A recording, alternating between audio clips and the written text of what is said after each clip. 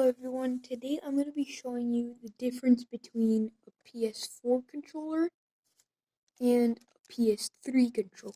So obviously this does not look like a normal Sony controller for a PS3 because this is customized. But what actually happened was like the original Sony controller actually sort of broke, so we had to buy a new one. And instead of buying a normal Sony one, we thought that we could just buy a customized one. And this isn't actually from the original Sony. So, yeah. And this, since we recently opened the PS4, this is the original one. So, let's get on with the video. So, I'm going to be talking about the thumbsticks, the the the top of like the two buttons on the top, and the I believe these things are called triggers. So, and I'm gonna be talking about the DualShock too. So the numbers on the DualShock go up with the numbers on the PlayStation. So, like, this has DualShock 3, the PS3 controllers, but the PS4 controllers have DualShock 4. That's what I believe, I guess. I gotta check more information about that, but that's what I think, and I'm about like 75% sure about that. And oh wait, yeah, let's talk about the handles now. The handles on this are actually, they have bumps on them to fit your fingers so they don't move around. But in this, my fingers don't slide because this creates more friction.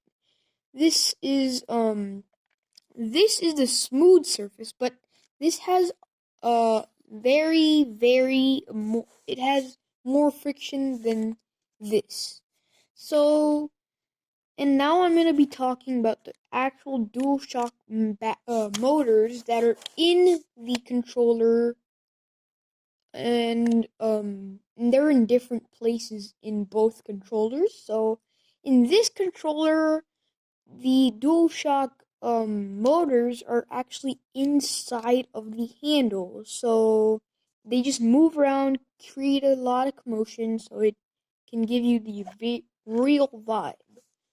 And in this, I believe this is more like over in like this top part.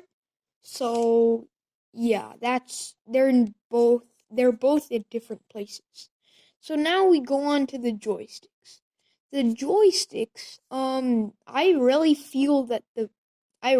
like the PS4 controller joysticks because they have little tiny ridges to, like, if you're like keeping this while you're playing a game or something, or like if you're watching a movie and you want to forward up, and if you want to keep on going, but then your finger just slides off.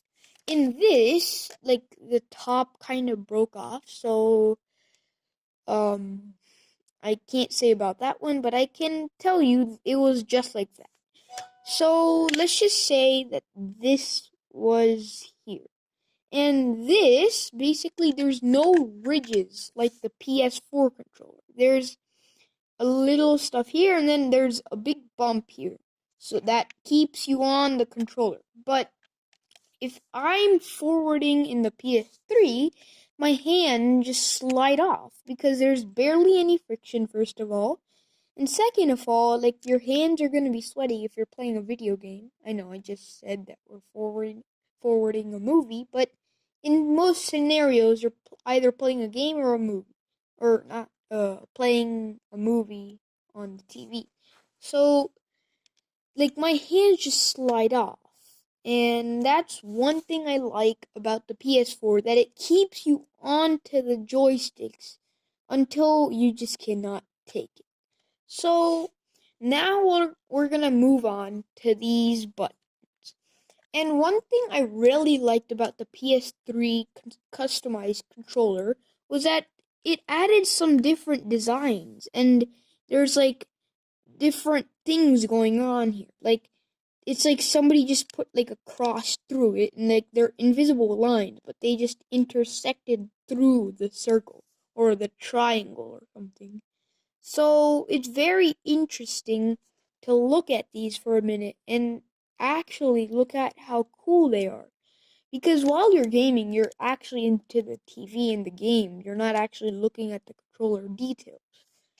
And in this, however, this is not as detailed because this is not a customized controller and it's originally from Sony, while this is not. So, actually, now I'm going to look at the level of both buttons.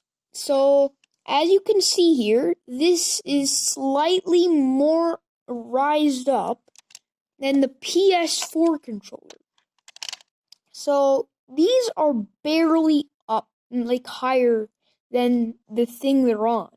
And they're like not even like I'm about to say nanometer, but then like that's just too small. So they are barely off that thing that's holding them. And that's very good because since they're so flat and they barely need to put pressure on. While these, like for example, I'm playing a video game on the PS3 and I have to put a lot of more pressure than in the PS4. So it's very easy to slide since like oh wait, yeah. So this has like it's more uplifted, like on top of a cake. When you bake a cake, the middle sort of is like higher than the sides of the cake. And it's just like that. And like the texture is also like the cake. So it's like that. And this is also like that. It's like the middle is slightly higher than the sides of the buttons. But in this, they're totally flat. So you can just like slide your finger off all of the buttons. And now I think I'm going to go on to the PS button. So the main button that turns the system on are both almost in the same areas. Like this button here, it's like roaming freely like in the middle. And it's like it has space over here and both buttons are here. Now, I'll go on to the PS4 middle button, and then I'll also go on to the middle buttons that are on the PS3. So, this button is slightly below the touchpad and the speakers, and is above the jacks. So, yeah. And now I'm going to move on to these buttons, the main buttons of the second main buttons. So these are some main buttons that you use in a game to either open up the menu or look in the map at Fortnite. So yeah.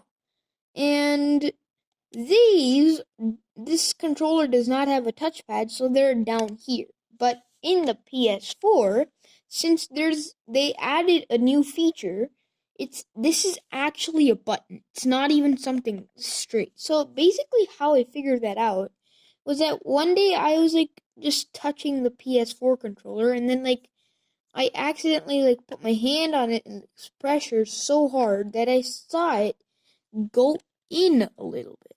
So it went in and out and in and out, and I thought like I kind of broke it. And then I asked my friend who owned a PS4 if this was actually what it was, and he said it was a touchpad. And I was shocked that they had a touchpad.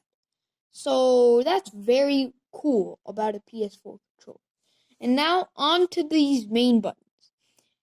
In the PS3, they cut off the screen sharing or like the recording. But in this, they added that feature. And this was the share button, as you can see over there. And this is the options button. So they cut off the start and the select and stuff, and they made it very simple. Options and share. So a man could very much know which button was which if he was using a console controller for the first time. Now we're gonna move on to these arrow thingy-mabobs. Yes, arrow thingy-mabobs. So in this, the original Sony PS3 controller was had arrows like this, not like this. So in order to not be an exact copy of some Sony controllers, they added another different thing, which is this. So as I said before, these are totally hard for me to press down, and these barely need any pressure since they're very easy to go in. And yes, these are higher and these are lower than this. I mean, wait. Yeah, let's just say that. So these are higher and need pressure. This is lower and doesn't need that much pressure. And now we're going to go on to the triggers. The triggers are very, very unique and have a lot of friction in them, which helps me a lot. So there's this intersection from the R1 to the R2. There's this tiny intersection here, and I really don't know what it is. I've tried pressing it, it doesn't go in and come back up like this. Comes in, goes back up. So that actually is nothing. I don't know why they added it, but it's just a new thing. In this, however, there is an intersection, but like the thing is that it's a little wider and bigger and thicker. So, and yes, this is a square. So this is not a different thing from a normal Sony PS3 controller. All PS3 controllers have this, but in this, they kind of made it like a triangle that only has two angles.